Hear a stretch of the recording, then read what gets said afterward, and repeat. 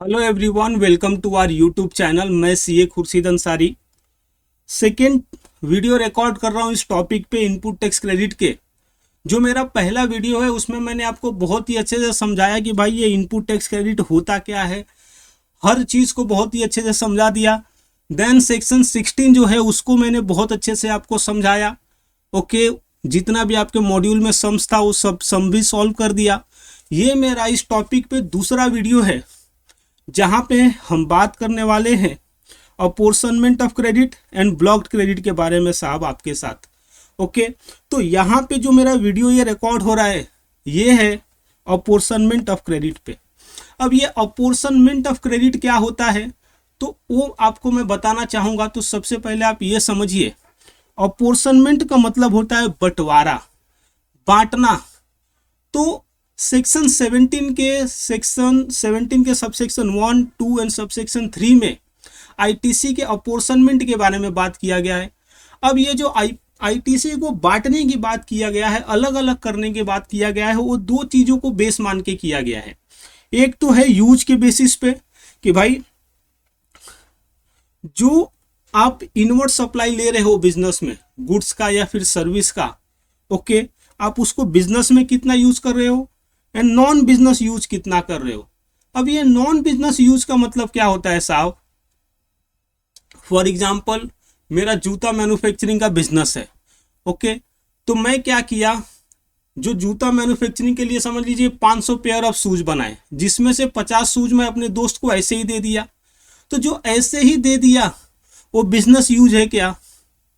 But obvious वो business use नहीं है, वो क्या है, वो नॉन बिजनेस यूज है। वैसा चीज है, ओके। या फिर क्या किया मैंने, पर्सनल पर्पस के लिए यूज कर लिया।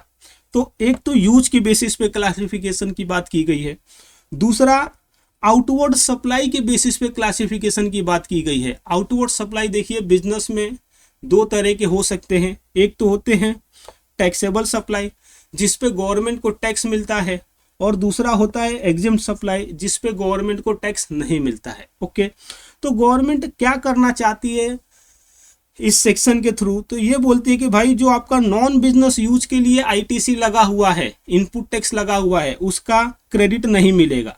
दूसरी साइड जो आप एग्जेम्प्ट सप्लाई के लिए यूज कर रहे हो उस पर आपको इनपुट नहीं मिलेगा, आईटीसी क्लेम करने नहीं देगी गवर्नमेंट। ओके, वो इनएलिजिबल बोलेगी। मोटा मोटी बात क्या है मालूम है, जिस जिस सप्लाई पे टैक्स गवर्नमेंट को नहीं मिलेगा उस सप्लाई के रिलेटेड जितने भी इनवर्ड सप्लाई पे आईटीसी बनते हैं गवर्नमेंट आपको क्लेम नहीं करने देगी। ऐसे आपको ये याद रखने का। ओके, एक तो ये झलक दे दिया आपको। आइए आगे बढ़ते हैं और भी डिटेल में चीज़ों को समझते जाते हैं। तो देखिए यहाँ पे हमको कुछ डेफिनेशन आने चाहिए। तो सबसे पहले हम आउटवर्ड सप्लाई का डेफिनेशन देखेंगे जो section 2 subsection 83 of CGST act 2017 में दिया है। तो देखिए ये डेफिनेशन क्या बोलता है। Outward supply means supply of goods और सर्विसेज और बोथ। तो इसका मतलब क्या हुआ, आप गुड्स सप्लाई कर रहे हो, सर्विस सप्लाई कर रहे हो, या फिर दोनों को सप्लाई कर रहे हो। ओके, या तो कर दिए हो या फिर आप करने वाले हो, ठीक है। और ये इन द कोर्स और फर्दरेंस ऑफ बिजनेस में रहेगा तो ही हम इसे सप्लाई मानेंगे। ओके, ठीक है। अगर जो इन द कोर्स और फर्दरेंस ऑफ बिजनेस में नहीं रहेगा तो उसे हम सप्लाई नहीं मानेंगे। ओके, तो आउटवर्ड सप्लाई मानेंगे या नहीं मानेंगे उससे कुछ फर्क पड़ेगा क्या? बहुत फर्क पड़ेगा। अगर जो आउटवर्ड सप्लाई मान लिए तो गवर्नमेंट के पास ये पावर आ जाएगा कि गवर्नमेंट आपको उस पर टैक्स, आपसे उस पर टैक्स कलेक्ट करे। ओके, और आउटवर्ड सप्लाई के डेफिनेशन में जो चीज़ें नहीं आएंगी वहाँ पे गवर्नमेंट आपसे टैक्स नहीं कलेक्ट करेगी। ओके, तो यहाँ पे देखिए इसका अगर जो मैं एनालिसिस करूँ तो यही है कि अगर जो डोमेस्टिक सप्लाई है, ठीक है, does not comes under in the course और furtherance of business, hence ITC not applicable. For example मैंने घर का टीवी बेच दिया, घर का फर्नीचर बेच दिया, तो वहां पे आईटीसी नहीं लगता है। देखे भी रहोगे ना, जैसे कि आप अपने घर का टीवी बेच रहे हो तो गवर्नमेंट बोलती है क्या कि इस पर टैक्स भरो। या बिजनेसमैन अपने घर का टीवी बेचा है, फर्नीचर बेचा है, तो गवर्नमेंट उस पर टैक्स नहीं लेती है ना। वो क्या बोलती है, ठीक है भाई वो तेरा हाउस होल्ड आइटम है, वो तू बेचा है, बिजनेस के लिए नहीं बेचा है, एंड बिकॉज ऑफ दैट वहाँ पे आईटीसी, वहाँ पे जीएसटी एप्लीकेबल नहीं होता है। ओके, तो ये तो था आउटवर्ड सप्लाई का डेफिनेशन। अब देखिए ये जो आउटवर्ड सप्लाई है उसको फर्दर क्लासिफाई किया जा सकता है टैक्सेबल सप्लाई में और एग्जेम्प्ट सप्लाई में। ओके, तो कैसे रहेगा देखिए, सप्लाई ऑफ गुड्स और सर्विसेज और both which is liable to tax, वो क्या रहेगा, टैक्सेबल सप्लाई होएगा, ठीक है ना। ऐसा भी बोल सकते हैं अदर देन एग्जेम्प्ट सप्लाई। तो एक तरफ पूरा एग्जेम्प्ट सप्लाई जहां पे गवर्नमेंट को टैक्स नहीं मिल रहा है उसको छोड़ दो तो क्या हो जाएगा, टैक्सेबल सप्लाई जहां पे गवर्नमेंट को टैक्स मिल रहा है। ओके, तो ये था टैक्सेबल सप्लाई। अभी एग्जेम्प्ट सप्लाई देखते हैं। तो क्या बोला जा रहा है एग्जेम्प्ट सप्लाई के बारे में कि इसका मतलब होता है supply attracting nil rate of tax, ऐसे सप्लाई जिसपे नील रेट ऑफ टैक्स लगा हुआ है। ओके, ठीक है, जिसपे रेट ऑफ टैक्स ही 0 है। ओके, दूसरी साइड क्या बोलता है, supply Holi exempted from tax, ठीक है, फॉर द टाइम बिंग क्या हुआ है कि उस पर टैक्स तो लगा हुआ है लेकिन for the time being exemption notification के थ्रू उसको एग्जेम्प्ट किया गया है, तो अल्टीमेटली अभी टैक्स तो नहीं लग रहा है ना उस पर। ओके, और एग्जेम्प्ट सप्लाई में इंक्लूड क्या होगा, non taxable supply. Non taxable supply में क्या आता है, जो चार्जिंग सेक्शन से ही बाहर है, ठीक है। तो alcoholic liquor for human consumption and 5 petro product, तो आइए वो नोट 1 में दिया है उसको भी देख लेते हैं। तो देखिए क्या बोला जा रहा है नॉन टैक्सेबल सप्लाई के बारे में, supply which are excluded from the charging section, वो सप्लाई जिसको चार्जिंग सेक्शन से ही एक्सक्लूड किया गया है, ठीक है, जिसमें क्या आता है एमएच पान। ओके, अब ये एमएच पान में क्या आएगा, तो इसी का शॉर्ट है, वो शॉर्टकट है। तो देखो ए से आएगा alcoholic liquor for human consumption, okay, और 5 पेट्रो प्रोडक्ट, तो पी से पेट्रोलियम क्रूड, एच से हाई स्पीड डीजल, एम से मोटर स्पीड जिसको हम पेट्रोल बोलते हैं, एन से नेचुरल गैस और ए से एविएशन टर्बाइन फ्यूल। ओके, तो ये क्या है, नॉन टैक्सेबल सप्लाई है। अभी देखिए section 2 subsection 16 of IGST act zero rated supply के बारे में बात करता है कि भाई जीरो रेटेड सप्लाई किसको बोलेंगे। तो देखो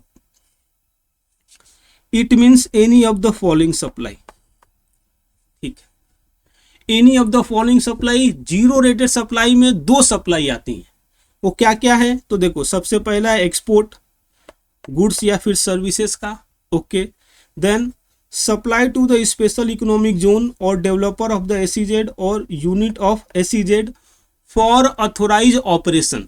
ओके, तो उसको हम क्या बोलते हैं, जीरो रेटेड सप्लाई। अच्छा ये बताइए क्या zero rated supply exempt supply का पार्ट बनेगा, बट ऑब्वियस बनेगा, क्योंकि भाई एग्जेम्प्ट सप्लाई वो था जहां पे टैक्स नहीं मिल रहा था, अब जीरो रेटेड सप्लाई में भी टैक्स नहीं मिलता है। ओके, तो देखो क्या बोला जा रहा है, in case of zero rated supply no GST collected on supply still ITC allowed. ये देखो मैं आपको शुरू में क्या बोला कि जो जीरो रेटेड सप्लाई रहेंगी वहां पे तो आईटीसी मिलेगा ही नहीं। यहां पे क्या बोला जा रहा है कि भाई जो एग्जेम्प्ट सप्लाई है ये जीरो रेटेड, वहां पे आईटीसी मिल जाएगा। ऐसा क्यों साहब, क्योंकि देखो ये जो एक्सपोर्ट है या एसीजेड है ये देश को आगे बढ़ने में बहुत मदद करता है। जब ये एक्सपोर्ट होता है तो हमको दूसरे देश का करेंसी मिलता है, तो दूसरे देश के सामान हम खरीद सकते हैं, ठीक है। इसीलिए गवर्नमेंट क्या बोलती है, ठीक है यार अगर जो कोई एक्सपोर्ट करता है या फिर स्पेशल इकोनॉमिक जोन है तो उन लोग को आईटीसी क्लेम कर लेने दो, भले ही आउटवर्ड सप्लाई पर टैक्स नहीं लगाए, क्योंकि ये दूसरे तरह से बेनिफिट पहुंचा रहे हैं दुनिया को नहीं, अपने देश को, इंडिया को, इसके लिए, ठीक है। अब देखो अगर ये जो मेरा पूरा डिस्कशन था इसके बेसिस पे एक आईटीसी अवेलेबिलिटी समरी निकालूं कि कौन से सप्लाई पे आईटीसी मिलेगा, कौन से सप्लाई पे आईटीसी नहीं मिलेगा, तो वो कुछ इस तरह से बनाया जा सकता है। देखिए बहुत ही इंपॉर्टेंट है, बेस्ड ऑन सप्लाई, तो जो सप्लाई के बेसिस पे है उसकी बात कर रहे हैं, यूज के बेसिस पे नहीं। ओके, तो देखो जो आपका एग्जेम्प्ट सप्लाई है जिसमें नॉन टैक्सेबल सप्लाई आया, जहां पे क्या था alcoholic liquor for human consumption and 5 petro product. दूसरी साइड क्या है, टैक्सेबल सप्लाई है लेकिन वहां पे क्या है, टैक्स रेट नील है या फिर होली एग्जेम्प्टेड है, यहाँ पे जीएसटी पेएबल नहीं है और इसीलिए आईटीसी नहीं मिलेगा। लेकिन एक इसका एक्सेप्शन है साहब, और एक्सेप्शन क्या है, जीरो रेटेड सप्लाई। ओके, अब देखो दूसरी साइड क्या बोला जा रहा है, नॉन एग्जेम्प्ट सप्लाई, मतलब ऐसे सप्लाई जिस पर टैक्स भरा है बिजनेसमैन ने और इसीलिए वो जो आईटीसी है उसका क्रेडिट मिल जाएगा। तो देखो other than nil rated wholly exempt supply, other than nil rated supply and other than wholly exempted supply. तो यहाँ पे एग्जाम्पल के तौर पे ऐसे सप्लाई जिस पे 5% से टैक्स लगा है, या फिर 12% से लगा है, 18% से लगा है, या फिर 28% से लगा है, तो क्या बोला जा रहा है, क्योंकि यहाँ पे जीएसटी पेएबल है आउटवर्ड सप्लाई पे, आईटीसी एडमिसेबल हो जाएगा, ठीक है। लेकिन देखिए सेक्शन 16 सबसेक्शन 5 में ब्लॉक्ड क्रेडिट का लिस्ट दिया हुआ है कि भाई ये क्रेडिट ब्लॉक्ड है, जैसे कि मोटर कार पे कुछ हद तक क्रेडिट ब्लॉक्ड है, उसके बाद से इमूवेबल प्रॉपर्टी में ब्लॉक्ड है, तो वो भले ही ये नॉन एग्जाम सप्लाई से रिलेटेड रहेगा, फिर भी उसका आईटीसी नहीं क्लेम किया जाएगा, ठीक है ना। तो वो अगले वीडियो में हम देखेंगे, ठीक है। ये मैं आपको मोटा मोटी डिस्कस करा दिया कि ये प्रोविजन क्या है। आइए अब सेक्शन वाइज भी पढ़ाई कर लेते हैं।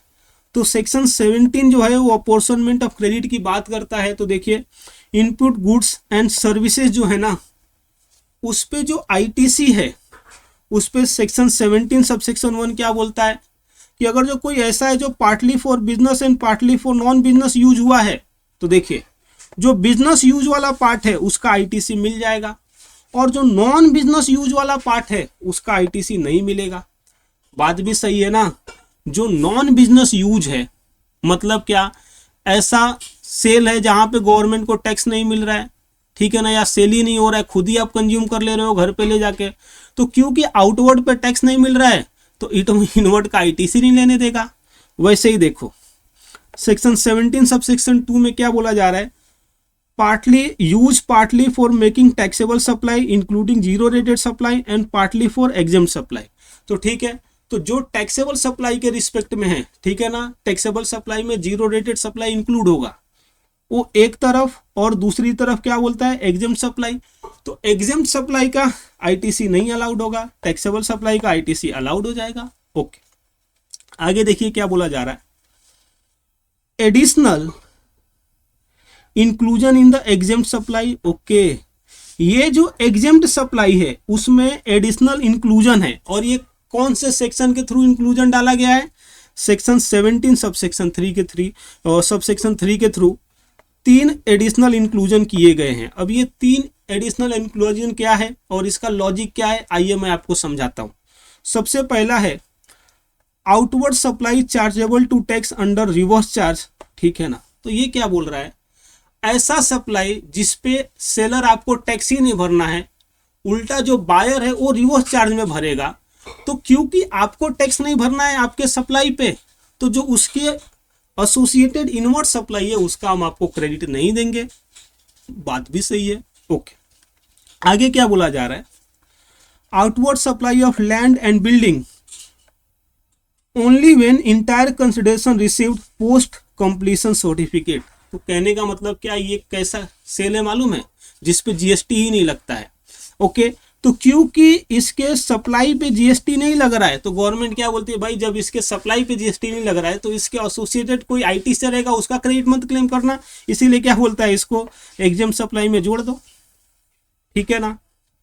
अब ये जो लैंड एंड बिल्डिंग है, कौन से वैल्यू से इस पे आईटीसी को रिवर्स किया जाएगा या आईटीसी नहीं क्लेम करना है वो कैसे निकाला जाएगा, तो जो इसका वैल्यूएशन रहेगा, स्टैम्प ड्यूटी वैल्यू है ना लैंड एंड बिल्डिंग का, उस वैल्यू को एग्जेम्प्ट सप्लाई में जोड़ा जाएगा। ओके, देन क्या है, ट्रांजैक्शन इन सिक्योरिटीज।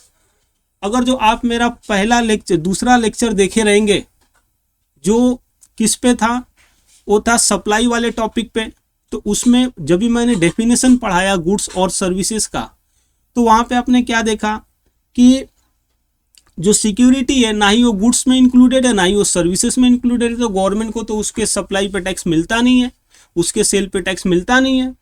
तो गवर्नमेंट ने क्या बोला, ठीक है अभी देखो हम क्या करेंगे ना, 1% of sale value exempt supply में जोड़ देंगे, सो दैट कुछ आईटीसी एसोसिएटेड रहे उसका आप क्रेडिट ना ले पाओ। ओके, तो वही बोला जा रहा है यहाँ पे, valuation 1% of sale value of security यहाँ पे माना जाएगा। तो ये 3 चीजें एडिशनली जोड़ी जाएंगी। ओके, वही यहाँ पे समरी में दिया गया है कि भाई जो exempt supply under section 2 subsection 47 है, वहां से नील रेट आ जाएगा, होली एग्जेम्प्ट आएगा, नॉन टैक्सेबल आएगा। ओके, हटा क्या दिया जाएगा, जीरो रेटेड सप्लाई, ठीक है ना, जो एक्सपोर्ट या एसीजेड सप्लाई होगा। और एग्जेम्प्ट सप्लाई में क्या जुड़ेगा, सेक्शन 17 सबसेक्शन 3 के थ्रू, तो आरसीएम आउटवर्ड वाला, sale of land and building, उसके बाद से सेल ऑफ सिक्योरिटी, ये 1%, ये स्टैम्प ड्यूटी वैल्यू, और ये जो भी वैल्यू है सेल का उस वैल्यू से जुड़ेगा। ओके, बात समझा आपको। देखिए ये जो मैंने प्रोविजन पढ़ाया ना, ये जो प्रोविजन है, ये प्रोविजन के बेसिस पे आपके मॉड्यूल में कुछ एग्जाम्पल्स है, उस एग्जाम्पल्स को कर लेते हैं। तो देखिए अगर जो मैं यहाँ पे आऊँ, ओके देखिए एग्जाम्पल नंबर 8 क्या बोल रहा है, और register person is in the business of manufacturing of shoes. एक रजिस्टर पर्सन है, वो क्या करता है, शूज बनाता है, ठीक है। He gives 50 pairs of shoes to his friends free of cost. उसने क्या किया, 50 शूज का पेयर अपने दोस्त को दे दिया फ्री ऑफ कॉस्ट में, ठीक है। अब गवर्नमेंट क्या बोलती है, देख भाई ये 50 पेयर ऑफ शूज तो तूने बेचा नहीं, ओके, तो फर्दर सप्लाई पे हमको टैक्स मिला नहीं, तो इसके एसोसिएटेड जो आईटीसी रहेगा वो आईटीसी का क्रेडिट हम आपको नहीं देंगे, ओके, ठीक है ना। तो देखो वही बोल रहा है, ITC on inputs and input services attributable to 50 pairs of shoes being used for non business purpose will not be available, ठीक है, बात भी समझे रहेंगे आप, ओके। इलस्ट्रेशन नंबर 9 क्या बोलता है, और registered person manufactures of product X chargeable to 18% GST, ठीक है, तो प्रोडक्ट एक्स में 18% जीएसटी लग रहा है। Product Y chargeable to nil rate of tax, Y पे 0% टैक्स लग रहा है। And a product Z which is export without payment of tax under bond, और जो जेड प्रोडक्ट है वो एक्सपोर्ट किया जा रहा है, ठीक है ना, वहाँ पे भी टैक्स नहीं लग रहा है। तो ये क्योंकि एक्सपोर्ट है, ये क्या आ गया, जीरो रेटेड सप्लाई आ गया। तो जो मैं प्रोविजन बनाया उसके बेसिस पे पढ़ाया, जो उसके बेसिस पे आप बता सकते हो कि आईटीसी किस पे नहीं क्लेम कर पाएंगे, तो ये जो वाई प्रोडक्ट है बस इसी पे नहीं क्लेम कर पाएंगे। तो देखिए यहाँ पे क्या लिखा है, all the 3 product are manufacture from the common inputs and input services, ठीक है, तो ये तीनों के लिए कॉमन प्रोसीजर फॉलो किया जाता है, कॉमन प्रोसेस होता है और उसी में इसका मैन्युफैक्चरिंग होता है। तो ये जो तीनों प्रोडक्ट के एसोसिएटेड आईटीसी है वो भी कॉमन है, ठीक है, तो इसको इस रेशियो में बांटना पड़ेगा। ITC on the input and input services attributable, ठीक है ना, जो एट्रीब्यूट होएगा किसको, वाई को, to product Y being an exempt supply will not be available, क्योंकि वो एग्जेम्प्ट सप्लाई होगा तो वो अवेलेबल नहीं होगा, ओके। इसके रिस्पेक्ट में आपके मॉड्यूल में एक सम भी है, तो आइए उस सम को भी हम सॉल्व कर लेते हैं। क्वेश्चन नंबर 10 है वो, ओके। तो देखो ये क्वेश्चन नंबर 10 क्या बोलता है, ये भी बहुत इजी है। और टेक्निकल एजेंसी और technical testing agency test and certify each batch of machine tools before dispatch by BMT limited, ठीक है, तो बीएमटी लिमिटेड का जो मशीन डिस्पैच होता है उसके पहले ये जो टेक्निकल टेस्टिंग एजेंसी है वो क्या करती है, टेस्ट करती है और सर्टिफाई करती है, ठीक है। Some of these tools are dispatched to a unit in a SEZ for authorized operation without payment of GST as these supply are not taxable, ठीक है। तो क्या बोला जा रहा है, ये जो यूनिट डिस्पैच होता है उसमें से कुछ यूनिट SEZ में सप्लाई किया जाता है ऑथोराइज ऑपरेशन के लिए, ठीक है, और वहाँ पे टैक्स नहीं लगता है, okay. The finance personnel of BMT limited, ठीक है, तो जो फाइनेंस पर्सोनल है BMT लिमिटेड के, वो जानना चाहते हैं whether they need to carry out reversal of ITC on testing agency service to the extent attributable to the SEZ supplies, okay, give your comment, आप बताइए। तो देखो क्योंकि SEZ को दिया जा रहा है और ऑथोराइज ऑपरेशन के लिए दिया जा रहा है, तो ये क्या है, ये जीरो रेटेड सप्लाई है, और क्योंकि जीरो रेटेड सप्लाई है तो ITC को रिवर्स करने की जरूरत नहीं पड़ेगी, जितना उसके क्या बोलते हैं एट्रीब्यूट किया जा रहा है, ठीक है। तो ये मेरा डिस्कशन था, कैसा लगा बताइए। अब आगे बढ़ते हैं और थोड़ा सा जो चीजें हैं उसको समझ लेते हैं। देखिए क्या बोला जा रहा है, सेक्शन 17 सब सेक्शन 6 है ना, वो बात करता है manner of apportionment of ITC। हमने तो बोल दिया कि अपोर्शनमेंट किया जाएगा। अब अपोर्शनमेंट कैसे होएगा, किस वे में होएगा, क्या प्रोसीजर फॉलो किया जाएगा, उस सभी प्रोसीजरों को मालूम है कहाँ पे दिखाया गया है, रूल 4 और रूल 42 एंड 43 में दिखाया गया है।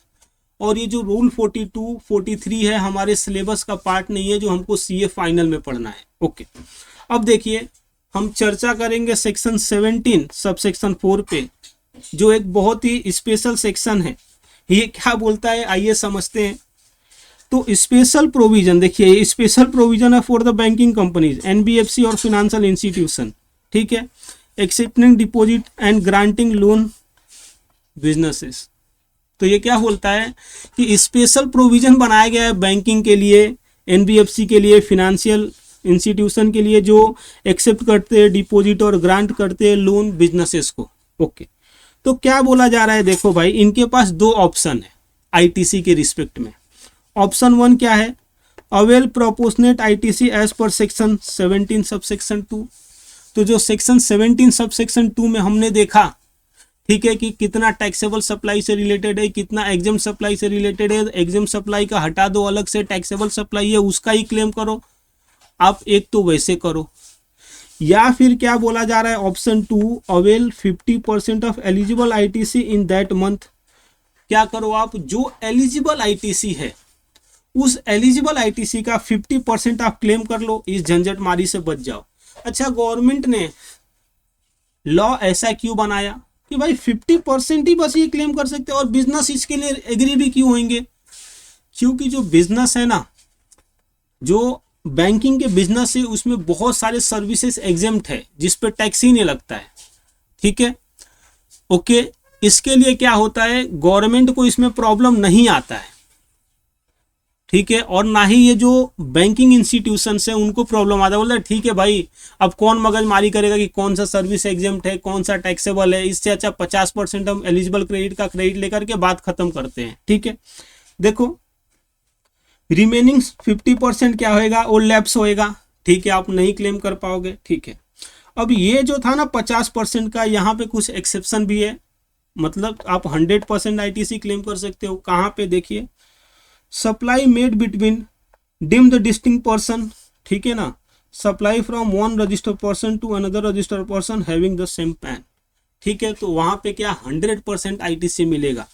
तो ये जो मेरा डिस्कशन था ये टॉपिक पे अपोर्शनमेंट ऑफ क्रेडिट पे, यहाँ पे आकर के वो खत्म होता है। तो आपके मॉड्यूल के मैंने सम भी सॉल्व करा दिए और पूरा इस प्रोविजन को भी अच्छे से पढ़ा दिया। ओके, ऑलमोस्ट ये 22 से 25 मिनट का लेक्चर हुआ है। बहुत ही मज़ा आया रहेगा आपको ये देख करके, अच्छा लगा रहेगा चीज़ों को। अगर जो ऐसा है तो इस वीडियो को आप लाइक कर दीजिए, मेरे चैनल को सब्सक्राइब कर लीजिए, अपने दोस्तों के साथ भी ये वीडियो शेयर कीजिए, सो दैट वो भी तो समझ सके चीज़ों को। और हर चीज़ें आपको मैं फ्री में पढ़ा करके दे रहा हूँ। तो चलिए मिलते हैं अगले वीडियो में। इसका जो अगला प्रोविज़न है सेक्शन 17 का सब सेक्शन 5 जो ब्लॉक क्रेडिट को बारे में बात करता है उसको कवर करेंगे। Thank you.